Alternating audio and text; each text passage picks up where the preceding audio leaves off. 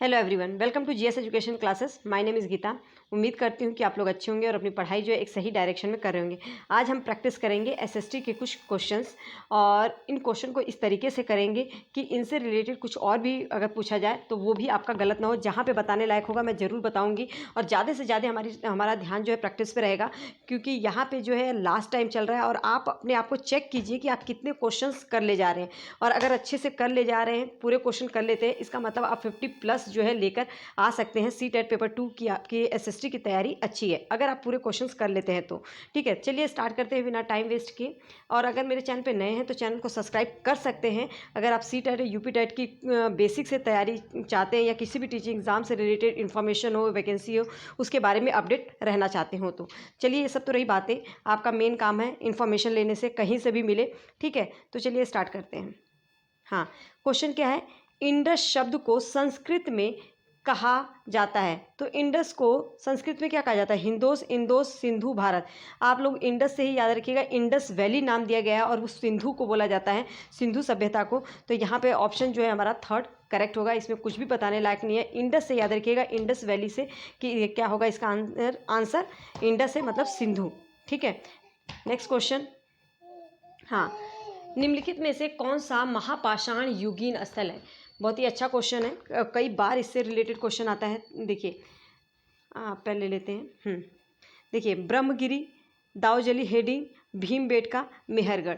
अगर मैं आप लोगों को बता दूं, भीमबेटका जो है ये पाषाण काल का पूरा स्थल है, मतलब पूरा पाषाण काल। ठीक है, पूरा पाषाण काल का है। ठीक है, पाषाण काल का ये है। भीमबेटका के अलावा भी आप लोगों को पता होना चाहिए, एक खुसगी है, एक कुरनूल है। कुरनूल की गुफा जो है ये भी जो है कहाँ कब का है? तो ये पूरा पाषाण काल का स्थल है। अब यहाँ पे आ जाता है दाऊजली हेल्डिंग और मेहरगढ़। ये दोनों ही जो है ये नवपाषाण पुरास्थल है, नवपाषाण पुरास्थल। ठीक है, तो उम्मीद करती हूँ कि ये पता होना चाहिए, अब पता होगा आप लोगों को, क्योंकि इससे रिलेटेड क्वेश्चंस आए हैं। ब्रह्मगिरी जो है ये महापाषाण युगीन स्थल है। और ब्रह्मगिरी के अलावा भी एक है आदिचनलूर। ये भी पूछा जा सकता है। आदिचनलूर ये भी एक महापाषाण युगीन स्थल है। तो यहाँ पे आप लोगों का ये क्वेश्चन जो है, इसका एग्जैक्ट आंसर जो है आप लोगों को क्या होगा? ब्रह्मगिरी। ठीक है, क्योंकि ये महापाषाण कालीन युगीन स्थल है तो यहाँ पे ब्रह्मगिरी होगा। नेक्स्ट क्वेश्चन देखते हैं, थर्ड। इसमें क्या बोला गया है? हाँ, पेन ले लेते हैं। ठीक है, तो यहाँ पे है, निम्नलिखित कथनों में से कौन सा कथन रजिया सुल्तान के दरबार में एक इतिहासकार थे? मिन्हाज-ए-सिराज। याद रखिएगा, मिन्हाज-ए-सिराज जो है इल्तुतमिश के दरबार, मतलब कि रजिया सुल्तान के दरबार में होते हैं और इनके संबंध में कुछ बातें कही गई हैं। इन्होंने कुछ बातें कही है, तो रजिया को लेकर भी बोला है। तो इनके संबंध में कौन सी बातें सही हैं, कथन देख लेते हैं। मिन्हाज-ए-सिराज के संबंध में है, उसने स्वीकार किया कि रजिया अपने सभी भाइयों में सबसे अधिक योग्य और सक्षम थे। बिल्कुल, मिन्हाज-ए-सिराज मानते थे कि जो रजिया थी वो अपने सभी भाइयों में सबसे अधिक योग्य और ताकतवर है। ठीक है, वह एक रानी को शासक के रूप में मान्यता नहीं दे पा रहे थे। सही बात है, मिन्हाज-ए-सिराज थे जो, वो रजिया को इसलिए शासक नहीं बनाना चाहते थे क्योंकि वो एक क्या थी?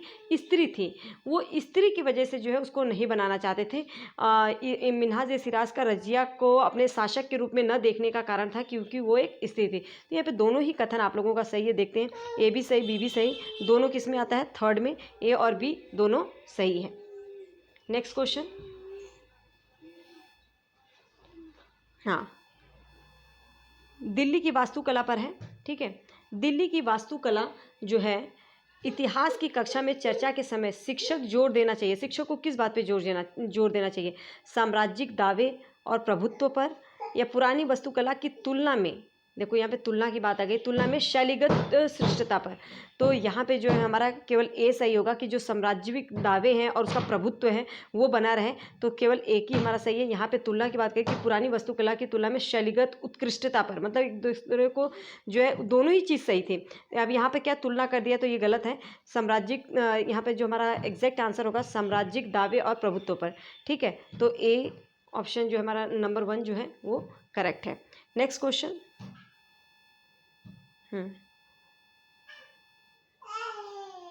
देखिए, कथन ए तथा बी को पढ़ें और सही विकल्प का चुनाव करें। कथन ए क्या है? ब्राह्मणों को सामिष भोजन करने की अनुमति नहीं थी। ठीक है, ब्राह्मणों को कौन सा भोजन? सामिष भोजन करने की अनुमति नहीं थी।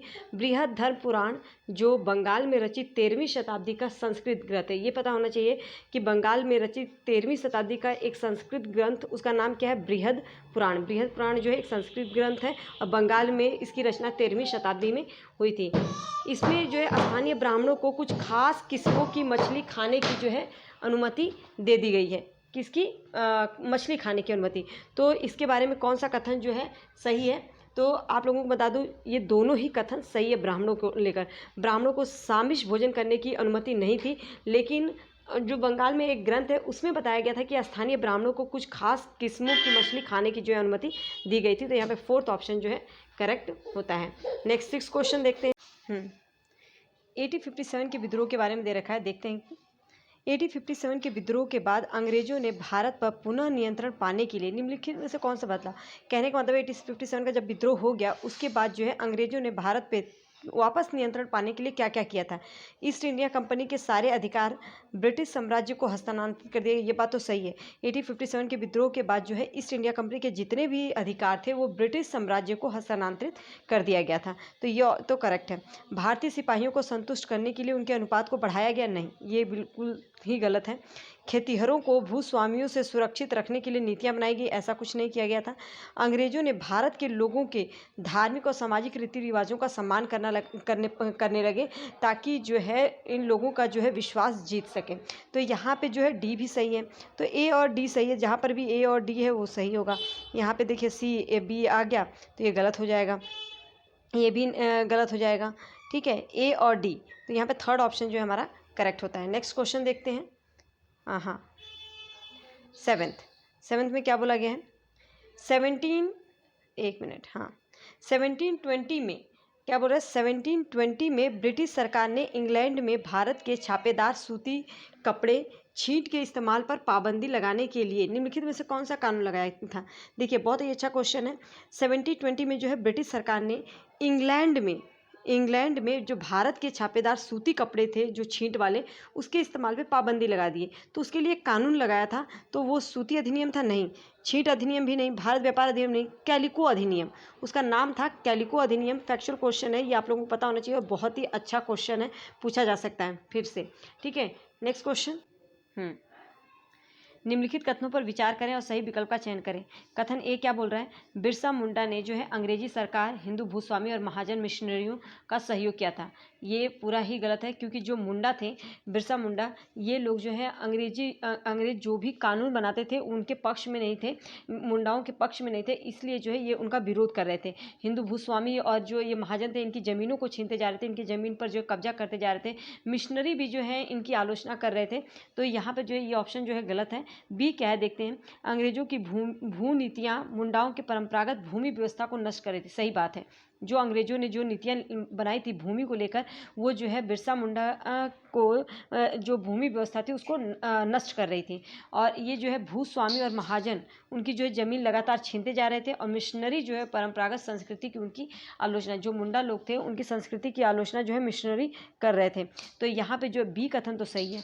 देखिए, ए गलत है। तो यहाँ पे ये वाला ऑप्शन तो गलत हो जाएगा, क्योंकि दोनों को सही ठहराए हैं। ये भी दोनों को सही ठहराया है। ए सही, ए तो सही है ही नहीं। बी सही परंतु ए गलत। तो फोर्थ ऑप्शन जो है हमारा करेक्ट होगा। नेक्स्ट क्वेश्चन देखते हैं। हाँ, अलीगढ़ आंदोलन पर है। देखिए, अलीगढ़ आंदोलन का प्रारंभ किस वर्ष हुआ था? बहुत ही अच्छा क्वेश्चन है। अलीगढ़ का आंदोलन का प्रारंभ जो है 1865 में, 75 में, 85 में या 95 में। तो अलीगढ़ आंदोलन का जो प्रारंभ था ये जो हुआ था 1875 में। कब हुआ था? 1875 में। सर सैयद अहमद खां, ये याद रखिएगा किसने किया था? सर सैयद अहमद खां ने जो है अलीगढ़ आंदोलन चलाया था।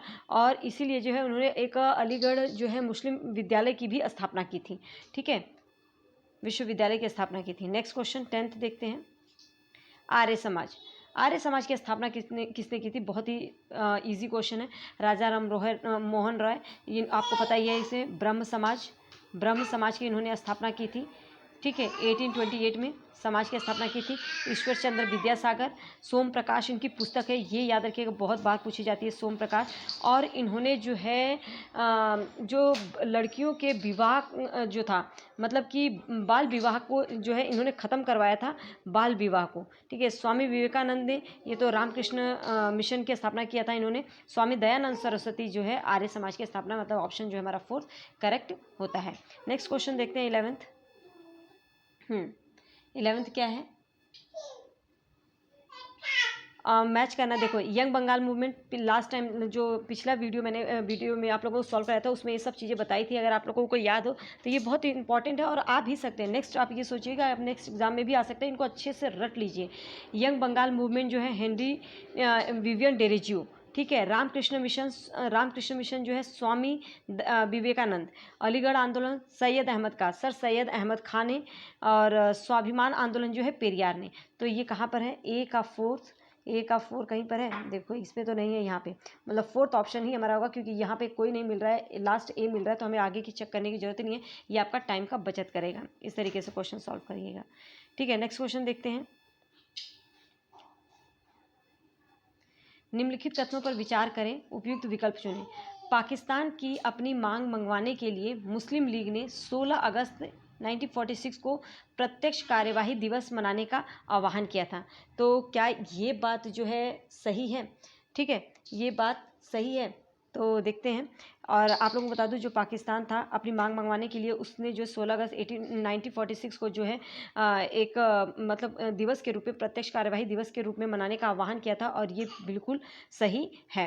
ठीक है। कैबिनेट मिशन स्वतंत्र भारत के लिए एक उपयुक्त राजनीतिक बंदोबस्त करने में जो कांग्रेस और मुस्लिम लीग दोनों को स्वीकार को सुझाने में सफल रहा। ये तो गलत है। यहाँ पे ए केवल सही है। देखते हैं कि कौन सा ऑप्शन सही है।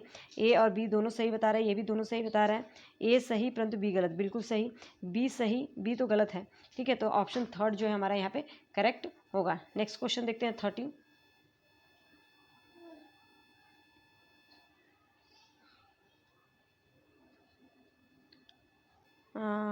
हाँ 13 देखते हैं।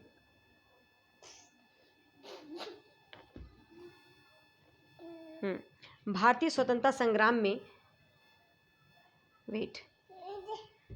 भारतीय स्वतंत्रता संग्राम में महिलाओं की सहभागिता के संदर्भ में कथन ए और कथन बी पर क्या करना है? विचार करना है। अब यहाँ पर क्या बोल रहा है? बड़ी संख्या में महिलाओं ने महात्मा गांधी द्वारा चलाए गए सविनय अवज्ञा आंदोलन में हिस्सा लिया था। बिल्कुल सही। दोनों ही अंग्रेजी अधिकारियों तथा राष्ट्रवादी भारतीयों ने यह महसूस किया था। अंग्रेजी अधिकारियों और राष्ट्रवादी भारतीयों ने यह महसूस किया कि आंदोलन में महिलाओं की भागीदारी ने राष्ट्रीय आंदोलन में बहुत ताकत दी। बिल्कुल, ये दोनों ही बात सही है। भारतीय स्वतंत्रता संग्राम को लेकर महिलाओं की सहभागिता रही और ये बहुत ही महत्वपूर्ण था, और इसलिए जो है आज़ादी में महिलाओं का भी बहुत बड़ा योगदान। दोनों ही कथन सही है। ठीक है। तो यहाँ पे कौन सा सही है? यहाँ पे एक सही एक गलत बता रहा है, ये भी गलत, ये भी गलत। दोनों ए और बी सही है। ए सही, बी गलत, तो ये तो गलत हो जाएगा। दोनों सही है, तो मतलब कि 3rd ऑप्शन जो हमारा करेक्ट होगा। नेक्स्ट क्वेश्चन देखते हैं। 14th। संविधान सभा की बैठकें किन किन स्थानों पर हुई हैं?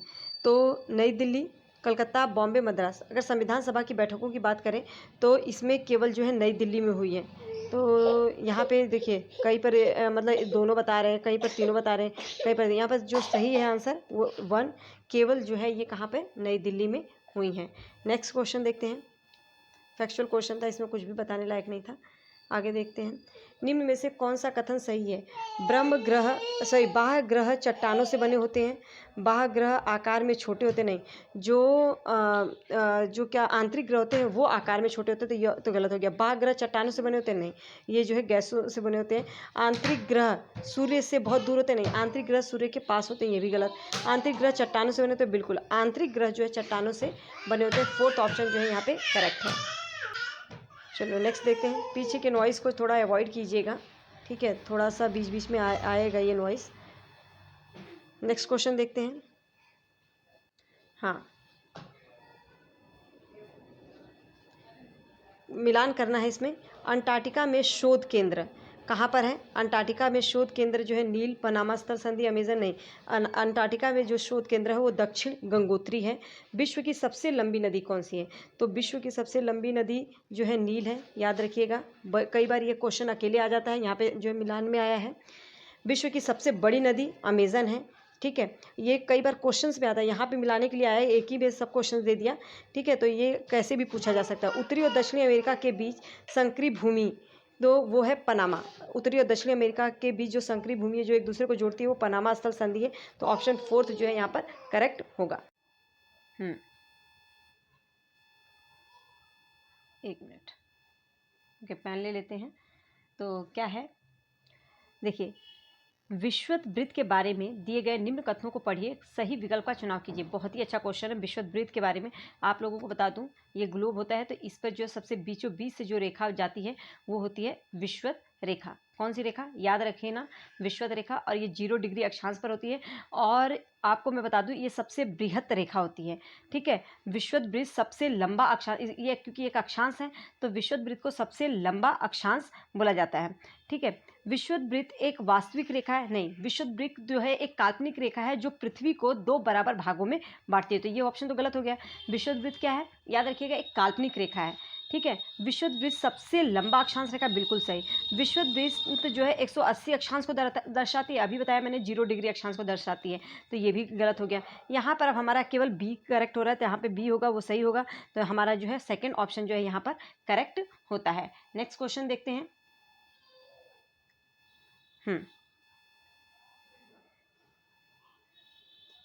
यामोत्तरों के बारे में निम्न कथनों पर विचार कीजिए। यामोत्तर, ठीक है। यामोत्तर क्या है? देशांतरीय रेखाएं हैं, बिल्कुल। क्या है ये? यामोत्तर जो होती हैं, मेरिडियन जो होता है वो देशांतरीय रेखाएं हैं। एक मिनट, कहाँ गया? 18 है ना, मैं यही देख रही थी। ये देशांतरीय रेखाएं हैं। तो यामोत्तर क्या होती है? एक देशांतरीय रेखाएं होती हैं, ठीक है। विश्वत वृत्त के समानांतर रेखाएं होती हैं? नहीं, जो देशांतरीय रेखाएं होती हैं वो विश्वत वृत्त के समानांतर नहीं होती हैं।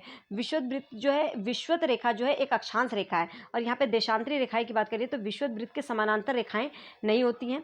ये अर्धवृत्त है, बिल्कुल। अगर मैं आपको बात करूँ तो देशांतर रेखाएं जो है कुछ इस तरीके से खींची जाती हैं, ठीक है। तो ये जो है एक अर्धवृत्त का निर्माण करती हैं। उनके बीच की दूरी जो है ध्रुवों की तरफ जैसे जैसे जाती है, ध्रुवों की तरफ शून्य होती जाती है। आपको मैं बता दूं, जो इसकी दूरी है, जो मध्य में देखेंगे तो सबसे अधिक इसकी दूरी होती है, लेकिन जैसे जैसे जैसे जैसे ऊपर की ओर जाती है तो इनके बीच में जो है दूरी कम होती जाती है। अब डायग्राम से याद करेंगे तो अच्छे से याद रहेगा, नहीं तो फिर भूलने के चांसेस रहते हैं, ठीक है। तो यहाँ पे सी भी करेक्ट है कि जो यामोत्तर हैं ये अर्धवृत्त होते हैं। इनके बीच की दूरी जैसे जैसे हम ध्रुवों की तरफ जाते हैं वो जो है घटती जाती है, ध्रुवों पर जाके क्या हो जाती है? शून्य हो जाती है। लेकिन अक्षांश रेखाओं की अगर मैं बात करूं तो जैसे जैसे ये ध्रुवों के पास जाती हैं तो इनकी दूरी में कमी नहीं होती है। इनके बीच के जो क्या बोलते हैं, दोनों के 2 अक्षांश रेखाओं के बीच का अंतर होता है वो उतना ही रहता है। लेकिन जो देशांतरी रेखाएं हैं इनके बीच की जो 2 देशांतर रेखाओं के बीच की दूरी जो होती है वो ध्रुवों के पास जाते जाते जो है घटती जाती है। तो उम्मीद करती हूँ ये दोनों ये आपको जो है समझ में आ गया होगा। ए और सी यहाँ पे जो है हमारा करेक्ट है, ठीक है। तो थर्ड ऑप्शन जो है करेक्ट है। नेक्स्ट क्वेश्चन प्रवाल भित्तियों के बारे में है, ठीक है। बहुत ही अच्छा क्वेश्चन है ये भी, ज्योग्राफी का। प्रवाल भित्तियों के बारे में नीचे दिए गए कथनों पर विचार कीजिए और सही विकल्प का चयन कीजिए, ठीक है। तो अब यहाँ पे प्रवाल भित्तियों को लेकर क्वेश्चन किया गया है। तो प्रवाल जो है बड़े समुद्री जीवों के कंकाल हैं। क्या है? बड़े समुद्री जीवों के कंकाल हैं। तो ये बात आपको मैं बता दूं एकदम जो है गलत है। जो ये जो प्रवाल है ये एक समुद्री जीवों के कंकाल नहीं होते हैं, बल्कि इनकी जो डेड सेल होते हैं उसको बोला जाता है, उसी से वो ये जो है बनते हैं। प्रवाल भित्तियाँ समुद्र तट को कटाव से रोकने में महत्वपूर्ण भूमिका निभाती हैं। बिल्कुल, प्रवाल भित्तियाँ जो है समुद्र तट को कटने से रोकने के लिए महत्वपूर्ण भूमिका निभाती हैं, ये बिल्कुल सही है। जब जीवित पॉलिप मरते हैं तब उनके कंकाल बच जाते हैं और इन कंकालों के इकट्ठा होने से जो है प्रवाल द्वीप बनते हैं। बिल्कुल, तो प्रवाल जो है बड़े समुद्री जीवों के कंकाल नहीं है, ये पॉलिप होते हैं जो इनको मिलकर जो है एक किसका निर्माण करते हैं? प्रवाल का निर्माण करते हैं। तो यहाँ पे हमारा ऑप्शन जो है बी करेक्ट होगा, बी और सी जो है सही है। ओके, नेक्स्ट क्वेश्चन देखते हैं। नेक्स्ट पेन ले लेते हैं। हाँ, तो नेक्स्ट क्वेश्चन में क्या है, एक प्रारंभिक स्तर की शिक्षिका अपनी कक्षा में रेगिस्तान में जीव की थीम पढ़ाना चाहती है। ठीक है, तो निम्न में से किन विशेषताओं को कक्षा में चर्चा में स्थान में मिलना चाहिए। जो अगर क्लास में जो है रेगिस्तान में जीव का थीम पढ़ाना चाहती है, तो अगर क्लास में उसे डिस्कस करना है तो कक्षा की चर्चा में किन किन ये जो बता रखे पॉइंट्स में किसको किसको स्थान मिलना चाहिए। अत्यधिक तापमान, बिल्कुल अत्यधिक तापमान और कम तापमान को समझाते हुए ही रेगिस्तान के बारे में जाएगी। कहाँ पे निम्न वर्षा होती है, कहाँ पे अधिक, तो ये भी शामिल होगा, ये भी शामिल होगा। बहुत कम वनस्पति, बिल्कुल रेगिस्तान को पढ़ाना है तो रेगिस्तान में हमें पता ही कि वनस्पतियों की बहुत ही कम वनस्पति होती है, वो भी जो भी होती है कंटीली वनस्पतियाँ होती हैं, शुष्क प्रदेश बोला जाता है इसको। तो यहाँ पे ये चारों ही पार्ट जो है हमारा सही है, चारों को ही शामिल करेंगे। देखते हैं चारों है कहीं पर। हाँ, फोर्थ ऑप्शन में हमारा जो है चारों दिख रहा है, ABCD जो है चारों सही है। ठीक है, नेक्स्ट क्वेश्चन देखते हैं। हाँ, भूगोल की एक शिक्षिका अपनी प्रारंभिक स्तर, देखो ये SST पैडागोजी के क्वेश्चन है, कैसे आपको बहुत ध्यान से, बहुत ही ईजी होते हैं। भूगोल की एक शिक्षिका है अपनी प्रारंभिक स्तर की कक्षा में कायांतरित शैलों से बने स्मारकों के बारे में ये चर्चा करना चाहती है। निम्न में से किन उदाहरणों को उसे प्रयोग में लाना चाहिए। ताजमहल को, लाल किला को, तो आपको मैं बता दूं जो अग्नि शैल होता है, आपका रूपांतरित शैल होता है, कायांतरित शैल होता है। तो आपका जो ताजमहल की अगर बात कर रहे हैं, कायांतरित शैलों से बने स्मारकों के बारे में चर्चा कर रहे हैं, तो आपका जो है क्या आएगा, ताजमहल। क्योंकि आपको पता है ये चूना पत्थर जिससे संगमरमर बनता है। ठीक है, और जो आपका ताजमहल है वो संगमरमर का बना हुआ है। तो यहाँ पे जो है आपका A ऑप्शन जो है करेक्ट होता है। तो यहाँ पे हमारा जो है सही विकल्प कौन सा होगा, 1। ठीक है, उम्मीद करती हूँ कि अच्छे से क्लियर हो गया होगा। नेक्स्ट 22 देखते हैं। अगर आप लोग अगर वीडियो पसंद आ रही हो, लगता है कि ये वीडियो से आपको हेल्प मिल रही है, पढ़ने में मज़ा आ रहा है, तो please hit like button. And कुछ भी क्वेरी हो, कोई सजेशंस हो, आप सब कुछ जो है कमेंट में दे सकते हैं। कोई सजेशन हो वो भी बता सकते हैं, ताकि मुझे हेल्प मिले और मैं अपना डे बाई डे मैं अपनी आपको इम्प्रूव कर रही हूँ कि आप लोगों को अच्छे से और करवाऊँ। ठीक है, तो चलिए स्टार्ट करते हैं। हाँ, कौन सा क्वेश्चन है ये, क्वेश्चन नंबर आपका ये है 22। ओके, हाँ देखते हैं। तो इसके अंदर क्या बोला गया है, कॉलम 1 में दिए गए मौसम मापकों का है और कॉलम 2 में मौसमी घटना है, इसका मिलान करना है। अब ये बहुत ईजी है। ठीक है, तो इसके अंदर जो है सबसे पहले देखो थर्मामीटर किसको मापता है, तो हम लोगों को पता है जैसे हमें फीवर होता है तो क्या होता है, इसी से अपना अंदाज़ा लगाइए, तापमान को मापते हैं। तो यहाँ पे तापमान है, बिल्कुल। वायुदाब मापी किसको मापता है, वायुदाब को। ठीक है, वात दिग्वर्षी किसको मापेगा, तो ये पवन को, वात दिग्वर्षी। ठीक है, वर्षा मापी वर्षा को। कितना इजी है ये, देखो ऐसे नंबर्स जो है कहीं भी गंवाने नहीं चाहिए। थर्ड ऑप्शन जो है हमारा करेक्ट है। ठीक है, ये नंबर कभी भी नहीं जाने चाहिए, बहुत ही जो इनको बस समझदारी से करना होता है। नेक्स्ट, समताप मंडल के बारे में जो है कुछ कथन दिए गए हैं और हमें बताना है कि इनमें से कौन सा जो है सही है सॉरी। तो देखते हैं, समताप मंडल वही मंडल है जहाँ पे जो है मौसम संबंधी घटनाएं नहीं होती हैं, इसलिए जो है यहाँ पे क्या है आपको जो हवाई जहाज उड़ते हैं। ठीक है, तो यह परत बादलों और मौसम संबंधी घटनाओं से मुक्त होता है, बिल्कुल सही। इसमें ओजोन की परत पाई जाती है, बिल्कुल सही। उल्कापिंड इस परत में जल जाते हैं, नहीं, उल्कापिंड इसमें नहीं जलते हैं। ठीक है, A और B, यहाँ पे A और B जो है करेक्ट है। तो ये कौन सा ऑप्शन इसके हिसाब से सही होगा, यहाँ पे देखते हैं A भी है, B भी है। हाँ, पहला ऑप्शन ही हमारा करेक्ट होता है। Next question 24। हाँ, 24 देखते हैं। देखिए, निम्नलिखित में से कौन सा इस दावे का उदाहरण है कि विश्व में पाए जाने वाले सांस्कृतिक अंतर मानव के अपने पर्यावरण के साथ की गई अंतःक्रियाओं का परिमाण है। क्या पूछा है इसमें, निम्नलिखित में से कौन सा इस दावे के उदाहरण है कि विश्व में जो पाई जाने वाली सांस्कृतिक अंतर है मानव के अपने पर्यावरण के साथ की गई अंतःक्रिया का परिमाण है। ठीक है, तो ये क्या है, अमेजन बेसिन के लोग तीव्र ढलान वाली छतों के मकान में रहते हैं, क्योंकि वहाँ पर क्या होती है, बहुत ज़्यादा वर्षा होती है। यही कारण है कि तीव्र ढलान वाली छतों के मकान में रहते हैं। तो ये वाला ऑप्शन तो सही है। अमेजन बेसिन जो एरिया, अमेजन बेसिन में लोग कर्तन और दहन कृषि करते हैं, बिल्कुल ये भी सही है। बिहार तथा असम के लोग सिल्क से हस्तशिल्प बनाते हैं, ये सही बात है। ये बात सही है? बिल्कुल सही है। जो बिहार और असम के लोग हैं सिल्क से हस्तशिल्प बनाते हैं, तो ये सही है। ए बी सी यहाँ पे तीनों सही है। कहाँ पे ऑप्शन है? फोर्थ ऑप्शन, जो हमारा फोर्थ जो है ऑप्शन आईडी, ये करेक्ट होगा। नेक्स्ट क्वेश्चन चलते हैं 25th। बहुत ही ईजी क्वेश्चन ये भी था, ठीक है। बस थोड़ा सा अगर आप पढ़े होंगे ना, अगर थोड़ा सा ध्यान देंगे तो बहुत ही अच्छा कर ले जाएंगे। बहुत हार्ड नहीं आता है अगर एसएसटी को थोड़ा सा अच्छे तरीके से आप पढ़ेंगे तो, ठीक है। तो चलते हैं नेक्स्ट क्वेश्चन देखते हैं। निम्नलिखित कथनों पर विचार करें। देखिए, एक सुखद मनोरम भूदृश्य एक संसाधन नहीं है। एक सुखद मनोरम भूदृश्य वो एक संसाधन नहीं है, ऐसा नहीं है। क्यों नहीं है साहिब भाई? कि आपको वो सुखद दे रहा है, आपको खुशी दे रहा है, तो वो भूदृश्य क्यों नहीं संसाधन हो सकता है? एक संसाधन का हमेशा आर्थिक मूल्य होना अनिवार्य है, ऐसा नहीं होता है। हर संसाधन का आर्थिक मूल्य होना अनिवार्य नहीं, तो ये दोनों ही गलत है। बिल्कुल ए जो है गलत है, ए का जो रीज़न बताया गया है ये भी गलत है। तो यहाँ पे जो है हमारा ये सही वाला तो वैसे ही गलत हो जाएगा। ए सही, आर गलत नहीं, दोनों ही गलत हैं, ठीक है। यहाँ पे फोर्थ ऑप्शन जो है हमारा करेक्ट होता है, तो फोर्थ जो है करेक्ट होगा। नेक्स्ट क्वेश्चन देखते हैं 26।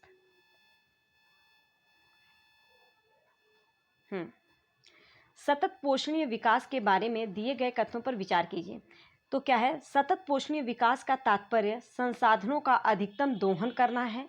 सतत पोषणीय विकास के अभाव में अनवीकरणीय संसाधन निश्चित रूप से शीघ्र समाप्त हो जाते हैं। तो क्या ये अब इसमें से कौन सा सही है? सबसे पहले तो देखिए, सतत पोषणीय विकास का तात्पर्य संसाधनों का अधिकतम दोहन करना है, नहीं। सतत पोषणीय विकास का मतलब ये कि संसाधनों का इस तरीके से प्रयोग करना कि अपने भविष्य के लोगों के लिए जो है बचा के रख सके, भावी पीढ़ी के लिए जो है बचा रहे, ठीक है। तो ये ऑप्शन तो हमारा गलत हो गया। सतत पोषणीय विकास के अभाव में अनवीकरणीय संसाधन जो है निश्चित रूप से शीघ्र समाप्त हो सकते हैं। बिल्कुल, अगर सतत पोषणीय विकास का अभाव रहेगा तो जो अनवीकरणीय संसाधन है वो आने वाले टाइम में जो है समाप्त हो जाएंगे। तो ये तो सही बात कर रहा है। तो हमारा यहाँ पे जो है ए गलत है लेकिन बी सही है। ये दोनों सही बोल रहा है तो ये तो गलत हो जाएगा, ये भी गलत हो जाएगा। ये ए सही बता रहा है, नहीं, ये तो गलत है। ए गलत, बी सही। तो यहाँ पे फोर्थ ऑप्शन जो है हमारा क्या है? करेक्ट है। नेक्स्ट क्वेश्चन देखते हैं।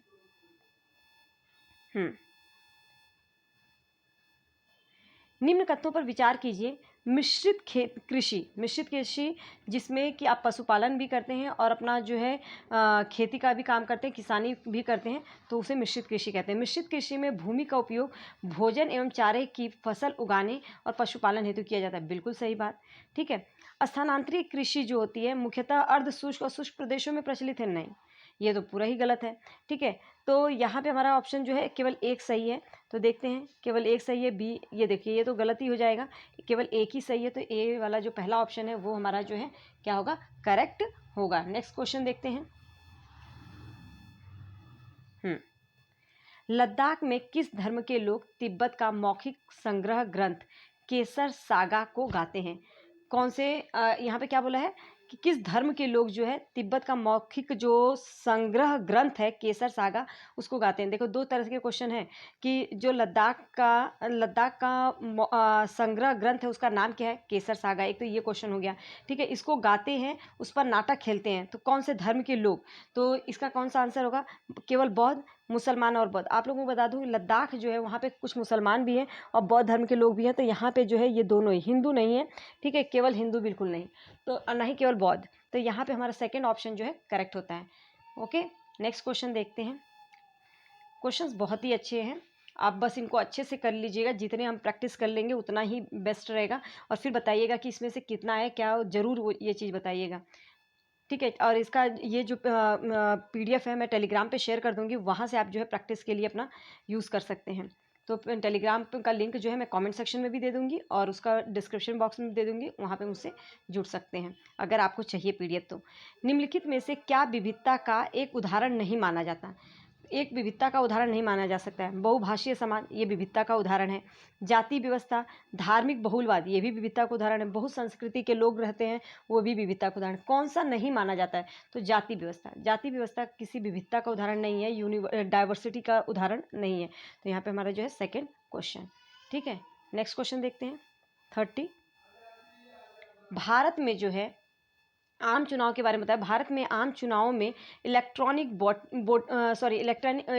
वोटिंग मशीन ईवीएम का प्रयोग सर्वप्रथम कब हुआ था, जो कि आजकल हो रहा है। इसका सबसे पहली बार प्रयोग कब हुआ था? तो सबसे फैक्चुअल क्वेश्चन है, याद रखिएगा। सबसे पहली बार जो है 1999 में, 2004-14 से सब बहुत पहले हुआ था इसका, और ये हुआ था 1999 में। इसका सबसे पहली बार जो है ये आया था ईवीएम, तब इसका 1999 में आया था, उसी टाइम पे प्रयोग हुआ था। 31,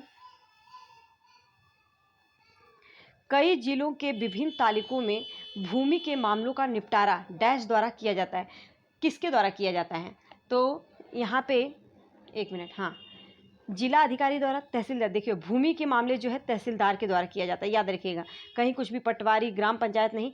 जो भूमि जिलों में जो है विभिन्न तालुकों में जो ताल्लुक बने होते हैं, उनमें भूमि का जो मामला होता है वो तहसीलदार देखते हैं। तो ऑप्शन सेकेंड जो है करेक्ट होगा, कुछ भी और देखने की जरूरत नहीं है। 32 देखते हैं। हाँ, निम्नलिखित में से कौन सा सहकारी संस्था के संदर्भ में प्रासंगिक है? बेहतर आय उपलब्ध कराती है। देखिए, सहकारी संस्था के बारे में पूछ रहा है। ये बेहतर आय उपलब्ध करवाती है, व्यापारियों पर कम निर्भरता रहती है। बिल्कुल सही बात।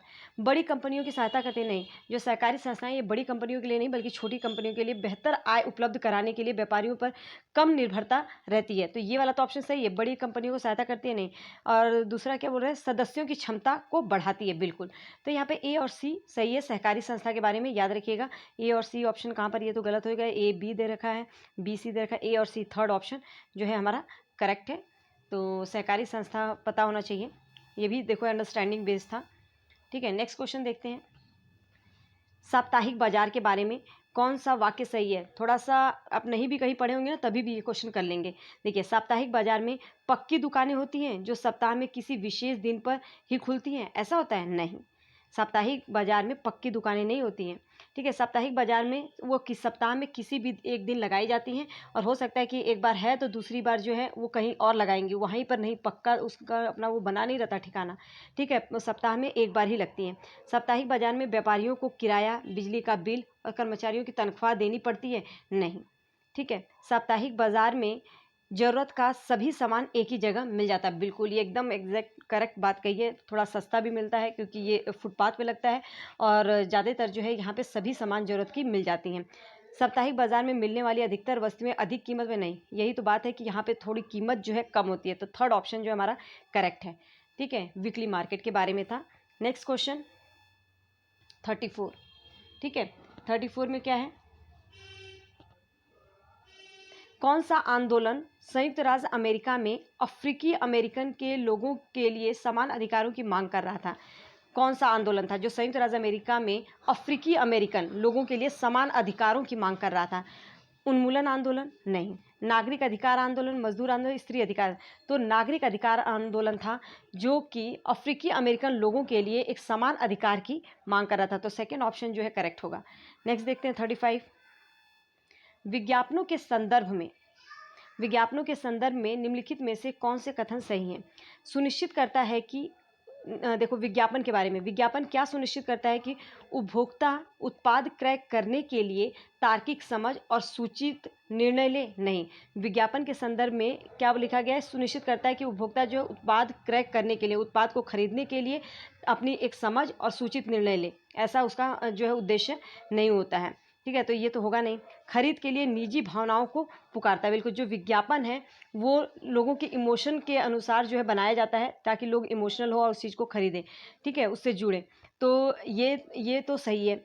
ठीक है, नेक्स्ट, उपभोक्ता को विश्वास दिलाता है कि ब्रांड उत्तम है। बिल्कुल, विज्ञापन का मेन उद्देश्य यही है कि उसको इस तरीके से दिखाया जाए कि वो सबसे बेस्ट है। तो ये भी बात सही है।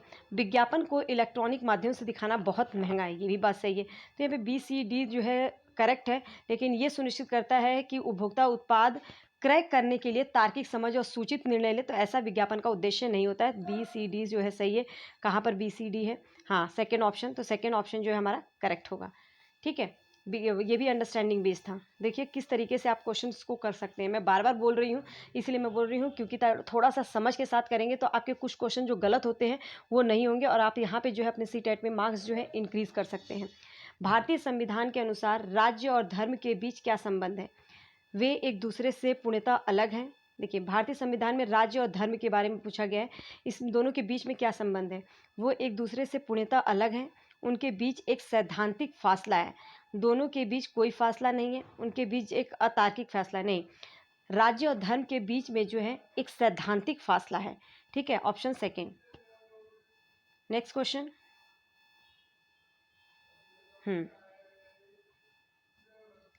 अगर ए भारत के राष्ट्रपति के रूप में चुनी जाती है तो निम्नलिखित में से कौन सा निर्णय वह अपने आप ले सकती है?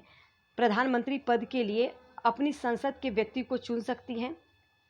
प्रधानमंत्री के लिए अपने संसद के व्यक्ति को जो है वो चुन सकती है, या मंत्रिपरिषद के लिए अपनी पसंद के नेता को नामांकित कर सकती है।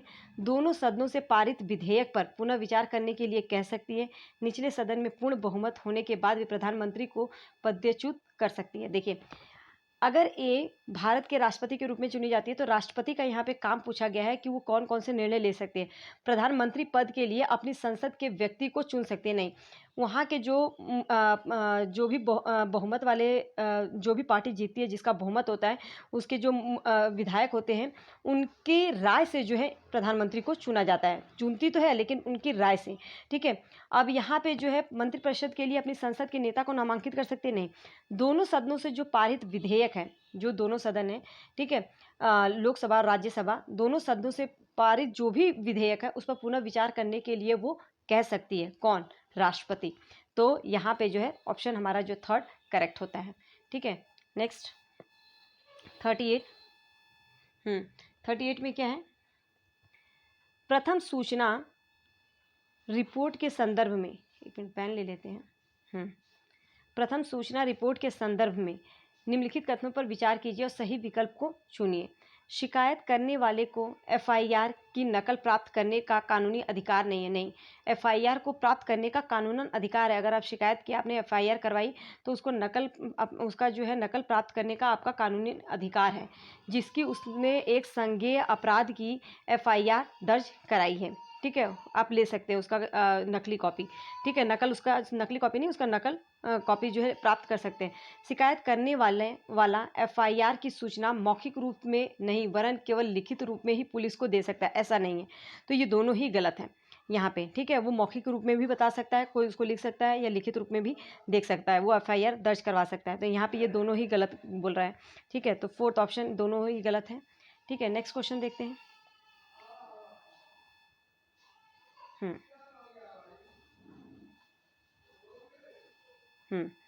नेक्स्ट क्वेश्चन देखते हैं। उड़ीसा के कालाहांडी जिले में स्थित न्यामगिरी पहाड़ी, उड़ीसा में देखो एक कालाहांडी जगह है, वहाँ पे न्यामगिरी पहाड़ी है। देखो 3 क्वेश्चन है। कालाहांडी कहाँ पर है? उड़ीसा में। न्यामगिरी पहाड़ी कहाँ पर है? उड़ीसा के कालाहांडी जिले में से कौन से जनजाति का इलाका है? तो वहाँ पे कौन सी जनजाति जो है वहाँ पे रहती है? भील, संथाल, गोंड या डोंगरिया गोंड? तो आप लोगों को पता होना चाहिए, जो न्यामगिरी पहाड़ी है वहाँ पे जो है डोंगरिया जनजाति रहती है। ठीक है, नेक्स्ट 40। कानूनों के संदर्भ में ए और बी को पढ़िए, पहचानिए कि कौन सा हाशिएकृत लोगों के हित में है। कार्यस्थल पर पर्याप्त सुरक्षा व्यवस्था को निश्चित करने वाला कानून, ठीक है, या चीज़ों की गुणवत्ता मानकों के अनुरूप निर्धारित करने वाला कानून। कानून के संदर्भ में पूछा है कि ए और बी को पढ़ना है और पहचानना है कि इसमें जो है कौन सा हाशिएकृत लोगों के हित में है। तो कार्यस्थल पर पर्याप्त जो सुरक्षा है व्यवस्था को निश्चित करने वाला कानून, ये तो सही है। चीज़ों की गुणवत्ता मानकों के अनुरूप निर्धारित करने वाले कानून, ये गलत है। तो यहाँ पे हमारा ऑप्शन जो है केवल ए सही होगा। नेक्स्ट क्वेश्चन एनसीएफ से है। अभी मैंने आप लोगों को पूरा एनसीएफ कराया था। ठीक है, राष्ट्रीय पाठ्यचर्या रूपरेखा 2005 क्या सुझाती है? इतिहास के पाठ्यक्रम में स्थानीय उदाहरणों का समावेश हो। बिल्कुल, राष्ट्रीय पाठ्यचर्या जो है, अगर हम सोशल साइंस के एस्पेक्ट में देखें तो इतिहास के पाठ्यक्रम में जो है स्थानीय उदाहरणों का समावेश करने की बात की गई है। ठीक है, नेक्स्ट क्या बोलता है? सामाजिक विज्ञान का पाठ्यक्रम स्वभाव में व्यवहारिक होना चाहिए। बिल्कुल सही बात।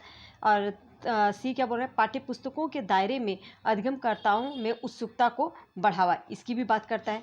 समाज में यथास्थिति बनाए रखना, नहीं, समाज में चीज़ों को समय के अनुसार जो है बदलाव होना चाहिए, सुधार होते रहना चाहिए। तो एनसीएफ जो है 2005 सामाजिक विज्ञान के एस्पेक्ट में ये तीनों बातें जो है सही हैं। तो ये कहाँ पर है, ए बी सी, हाँ फोर्थ में, फोर्थ, तो हमारा फोर्थ क्वेश्चन जो फोर्थ ऑप्शन जो है वो करेक्ट होगा। नेक्स्ट क्वेश्चन देखते हैं 42। 42 में क्या बोल रहा है, देखिए, निम्नलिखित में से कौन सा सामाजिक विज्ञान के संदर्भ में सही नहीं है। दो आपको विकल्प दे रखा है, इसमें से कौन सा सही नहीं है। तथ्य परम पावन है तथा इन पर प्रश्न नहीं कर सकते, ऐसा नहीं है, ठीक है। सामाजिक विज्ञान के संदर्भ में सही है ये पूछा है, तो तथ्य मतलब जो भी तथ्य, जो भी फैक्ट दिए गए हैं वो एकदम सत्य हैं, उस पर हम प्रश्न नहीं कर सकते, ये तो सरासर गलत है। उच्च प्राथमिक कक्षाओं में विवादास्पद मामलों के शिक्षण से बचना चाहिए, नहीं, बल्कि ऐसे टॉपिक लाना चाहिए जिसपे बच्चे जो है वो कर विचार विमर्श कर सकें, बच्चे जो है उस पर विवाद कर सकें, जिससे कि उनकी सोच का पता चले, ठीक है, उनका सोच विकसित हो। तो यहाँ पे ये दोनों ही गलत है, तो हमारा कौन सा ऑप्शन सही होगा, ये सही भी है, ये देखो दोनों ही गलत हैं, ठीक है, दोनों सही नहीं है, दोनों गलत हैं, तो फोर्थ ऑप्शन आईडी जो हमारा यहाँ पे करेक्ट होगा। नेक्स्ट क्वेश्चन, ये सब क्वेश्चन अंडरस्टैंडिंग बेस्ड हैं। बार बार मैं बीच बीच में अंडरस्टैंडिंग बेस्ड बोल रही हूँ, इसका मेरा मेन कहने का मतलब है कि जब भी आप सोशल साइंस वाला CTET जिनका SST है, आप जब सॉल्व करना स्टार्ट करेंगे ना, जब क्वेश्चन नहीं भी आएगा तो उसको एक बार दोबारा पढ़िएगा, थोड़ा सा अपने माइंड को ओपन करके सोचिएगा, और ज़रूर आप उस क्वेश्चन को कर लेंगे। नेगेटिव मार्किंग तो है नहीं, लेकिन सोच समझ के कीजिएगा, आपका ज़रूर सही हो सकता है अगर आप थोड़ी सी अपनी समझ के साथ करें तो। नेक्स्ट क्वेश्चन देखते हैं, निम्नलिखित कथन में कॉन्सेप्ट मैपिंग की बात कर रहा है, अवधारणा मानचित्रण संबंधित है, सही विकल्प का हमें चयन करना है। कथन ये क्या बोल रहा है, अवधारणा मानचित्र पदानुक्रम में व्यवस्थित है, अवधारणाओं की ऐसी व्यवस्था है जिसमें सबसे समावेशी अवधारणा सबसे शीर्ष पर होती है, बिल्कुल सही। अवधारणा मानचित्र जो है मिलान के सिद्धांत पर आधारित है, ये भी बात सही कर रहा है, तो दोनों ही कथन जो है यहाँ पर करेक्ट है। तो नेक्स्ट क्वेश्चन देखते हैं, नवीकरणीय संसाधन से रिलेटेड क्वेश्चन है, और बहुत ही इंपॉर्टेंट क्वेश्चन है, कई बार पूछा जाता है। नवीकरणीय संसाधन वो संसाधन है जिन संसाधनों को बनने में बहुत ही कम समय लगता है, ठीक है।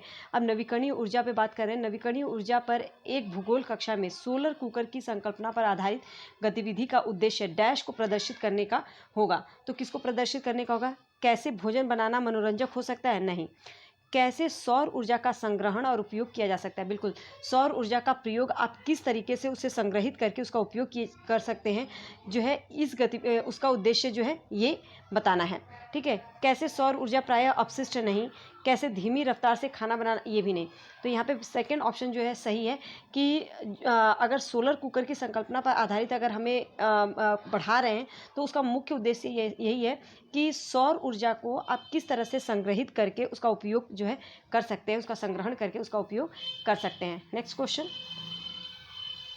हाँ क्या है, देखिए, कौन अध्यापन समूह का भाग हो सकता है, एक ही संस्थान का परंतु अन्य विषय का शिक्षक, नहीं, एक अन्य संस्थान से समान विषय का शिक्षक, बिल्कुल नहीं, विशिष्ट उद्देश्य के लिए नियुक्त एक शिक्षक, नहीं, कोई भी शिक्षक किसी भी विषय से जिसे पढ़ाई जाने वाली थीम पर महारत हासिल हो, मास्टरी हो उसमें, तो ये फोर्थ ऑप्शन जो है सही है। अध्यापन समूह का भाग हो सकता है, कोई भी उस शिक्षक हो सकता है, किसी भी विषय से संबंधित हो सकता है जिसे उसे उस सब्जेक्ट में जो है एक महारत हासिल हो, उसमें मास्टरी हो, ठीक है, फोर्थ ऑप्शन।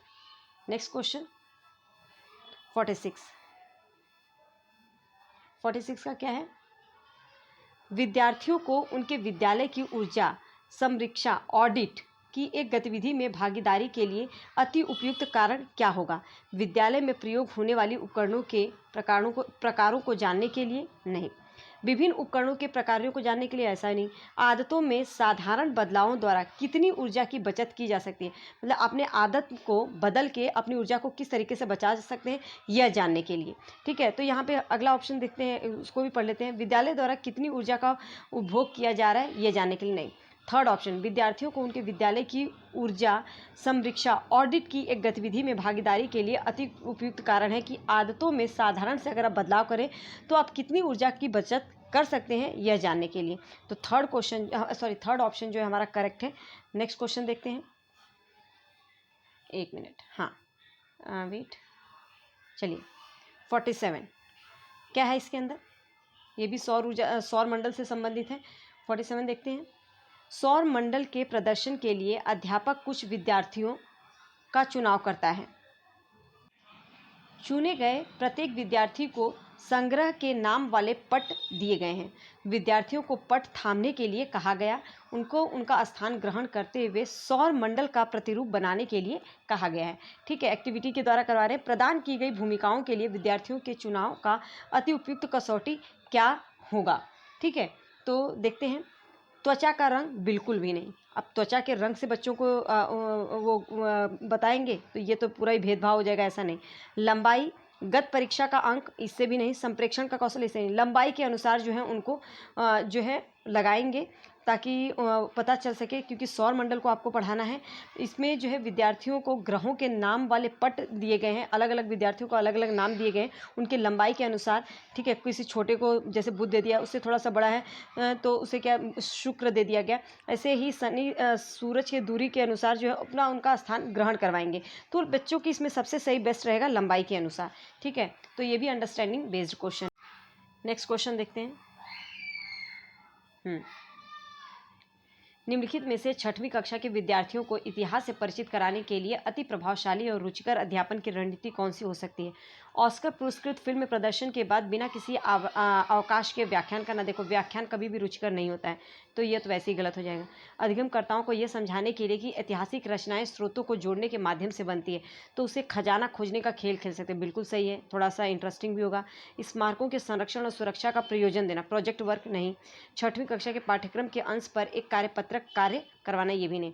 यहाँ पे सेकंड ऑप्शन जो है हमारा एकदम बेस्ट है, जो कि इंटरेस्टिंग है, बच्चे करने में भी लेंगे और इससे जो है अच्छे तरह से इसे सीख पाएंगे। ठीक है, नेक्स्ट क्वेश्चन। मिडिल स्कूल पर स्तर पर कैसे सामाजिक राजनीतिक जीवन की पुस्तकें पुरानी नागरिक शास्त्र की पुस्तकों से भिन्न हैं के बारे में दिए गए निम्नलिखित कथन ए और बी को पढ़ें। कथन ए क्या है, नागरिक शास्त्र की पुस्तकों में ऐसे ठोस उदाहरणों की कमी थी जिनके जरिए लोगों के जीवन लोकतंत्र की स्थिति को उजागर किया जा सके। ठीक है, उजागर किया जा सके। सामाजिक एवं राजनीतिक जीवन की पुस्तकों में ऐसी विषय वस्तु शामिल की गई हैं जो विद्यार्थियों के जीवन से जुड़ी हो। देखिए, मिडिल स्कूल के बच्चे स्तर पर जो है सामाजिक और राजनीतिक जीवन की पुस्तकें पुरानी नागरिक शास्त्र की पुस्तकों से भिन्न है। ठीक है, तो क्या उसके अंदर भिन्नता है। नागरिक शास्त्र की पुस्तकों में ऐसे ठोस उदाहरणों की कमी थी जिनके जरिए लोगों के जीवन को लोकतंत्र की स्थिति को उजागर किया जा सके, इसकी कमी थी। लेकिन सामाजिक राजनीतिक जीवन की जो पुस्तकें हैं, ऐसे विषय वस्तु को शामिल किया गया है जो विद्यार्थियों के जीवन से जुड़ी हुई है, रियल लाइफ से जुड़ी हुई हैं। तो ये दोनों ही बातें करेक्ट हैं, तो ये दोनों ही सही हैं। थर्ड ऑप्शन हमारे में दोनों में ही ऑप्शन दिया है, तो थर्ड ऑप्शन जो है यहाँ पे करेक्ट होता है। ठीक है, नेक्स्ट क्वेश्चन 50। हाँ, कक्षा में सामाजिक और राजनीतिक वास्तविकताओं को पढ़ाए जाने के उद्देश्यों के बारे में कथनों को पढ़िए। सामाजिक और राजनीतिक वास्तविकताओं को पढ़ाए जाने के उद्देश्यों के बारे में। ठीक है, आपका इस पर क्वेश्चन है, तो देखते हैं। हाँ, कहाँ है, देखिए, ताकि सामाजिक वास्तविकताओं के प्रति विद्यार्थी आलोचनात्मक और रचनात्मक दोनों रवैये विकसित कर सकें। बिल्कुल सही, सामाजिक वास्तविकताओं के बारे में बच्चों का एक आलोचनात्मक और रचनात्मक रवैया विकसित करना। बिल्कुल सही, ताकि जब विद्यार्थी भारत के सामाजिक राजनीति स्याह यथार्थ से निराश हों। बिल्कुल नहीं, ऐसा नहीं उद्देश्य होता है। ताकि विद्यार्थी भारतीय लोकतंत्र के बारे में जाने, दैनिक जीवन में इसके स्वरूप वे न्याय व संघर्ष के रूप में जान पाएँ। सी भी सही है, ए और सी सही है। कहाँ पर है, पहला, दूसरे में बी और सी दे रखा है, ये भी गलत, ये भी गलत हो जाएगा। ए और सी मतलब थर्ड ऑप्शन यहाँ पे भी हमारा करेक्ट होता है। ये भी बहुत ही अच्छा क्वेश्चन है, अंडरस्टैंडिंग बेस्ड है। ठीक है, 51 देखते हैं। हाँ, एक शिक्षिका अपनी सामाजिक विज्ञान की कक्षा में पढ़ाई गई थीम्स में से संबंधित अखबार के लेख अपने विद्यार्थियों को देती है। ठीक है, उन्हें लेख में उठाए गए मुद्दों के साथ कक्षा में पढ़ाए गए संप्रत्तियों के साथ जोड़ने को कहती है। इससे वो क्या करना चाहती है, तो इसका क्या होगा, प्रस्तुति के मौखिक कौशलों का विकास होगा, या पता लगेगा कि अखबारों के लेख पाठ्यपुस्तकों से अधिक जो है क्या है, प्रासंगिक है। नहीं, ऐसा नहीं है। ठीक है, ये सही नहीं है।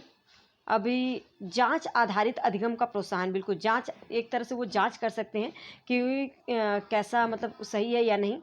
ठीक है, नेक्स्ट विश्लेषणात्मक कौशलों का इससे विकास होगा, बिल्कुल। तो सी और डी, यहाँ पे हमारा जो है सी भी सही है और डी भी सही है, तो ऑप्शन कौन सा, सेकेंड, सी और डी। देखिए इस क्वेश्चन में कितना इंटरेस्टिंग बात थी कि जो थीम्स के बारे में पढ़ाया अखबार के लेख में अपने विद्यार्थियों को देती है और उसी से उठाए गए मुद्दों के साथ कक्षा में जो पढ़ाया गया था उसके साथ उन संप्रत्तियों को जोड़ने के लिए कहती है। तो मतलब एक इंटरेस्टिंग वे में ये क्या है, जांच आधारित अधिगम को प्रोत्साहन दे रहा है। बच्चे इसमें इंटरेस्ट के साथ जो है कर सकेंगे और ये उनके जो है कौशल को कौन से एनालिसिस के आधार पर जो है वो बता पाएंगे, उनका एक स्किल का उनके डेवलपमेंट हो पाएगा। तो यहाँ पे बी और सी जो है दोनों ही करेक्ट है। Next question.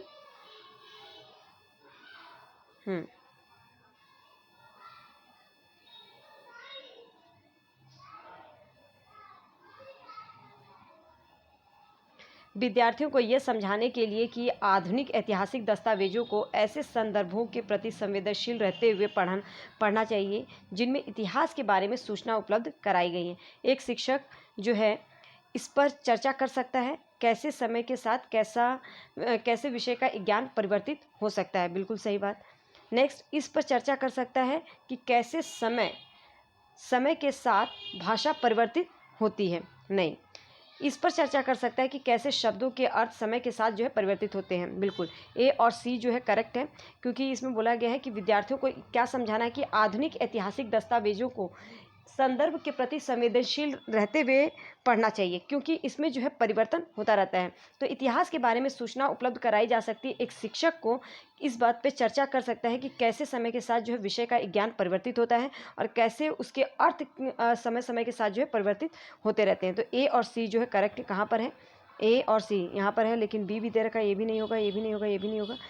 फोर्थ ऑप्शन जो है हमारा करेक्ट होगा। Next question. निम्नलिखित कथनों पर विचार करें और सही विकल्प का जो है चुनाव करें। देखिए,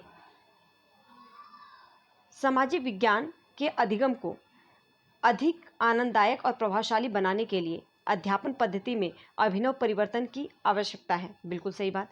सामाजिक विज्ञान के अध्यापन में तथ्य यथा संभव क्रीड़ाओं को सम्मिलित करना चाहिए ताकि विद्यार्थियों के विषय आनंद उठा सकें, नहीं।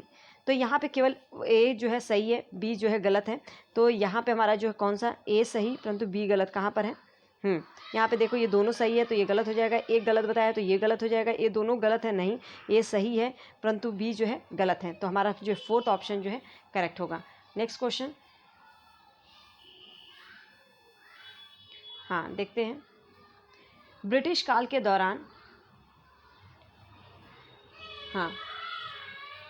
के दौरान बंगाल में अकाल के चित्रों को क्यों प्रायः एक प्राथमिक स्रोत के रूप में माना जाता है? क्यों? क्योंकि वे वास्तविक और विश्वासी लोगों द्वारा खींचे गए थे, नहीं। वे अतीत की घटनाओं को जैसी वास्तव में वैसी घटी और जैसे ही उस समय में लोग थे उसी को दर्शाते हैं, बिल्कुल। इसीलिए जो है उसको ब्रिटिश काल के दौरान जो है बंगाल के अकाल के चित्रों को प्रायः एक प्राथमिक स्रोत के रूप में माना गया है। इसका मेन कारण है कि वो जो घटनाएं जब घटी थी, जैसी घटी थी वैसे ही उसको दर्शाया गया है। तो यहाँ पे बी जो है पूरा सेकंड जो है पूरा करेक्ट है। वे पुरानी हैं तथा भारतीय पुरातत्वीय सर्वेक्षण विभाग द्वारा धरोहर के रूप, नहीं ऐसा नहीं है। समय बीतने के साथ चित्र बदले नहीं जा सकते, नहीं। तो यहाँ पे सेकंड ऑप्शन जो है करेक्ट होगा।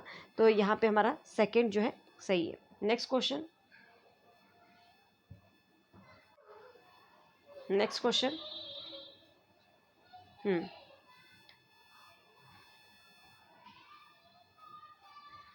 समस्या समाधान के अनुप्रयुक्त रूप के चरणों को आरंभ से अंत तक क्रम में लगाना है, ठीक है, आरंभ से अंत तक।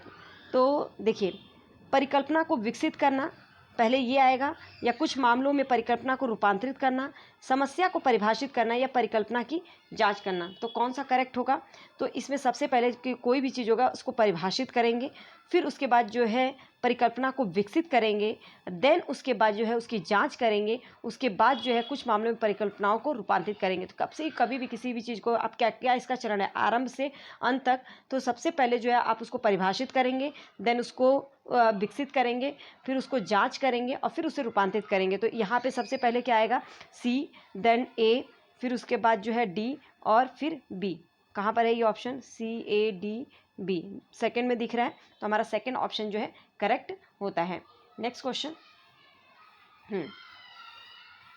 एक मिनट, नेक्स्ट देखते हैं,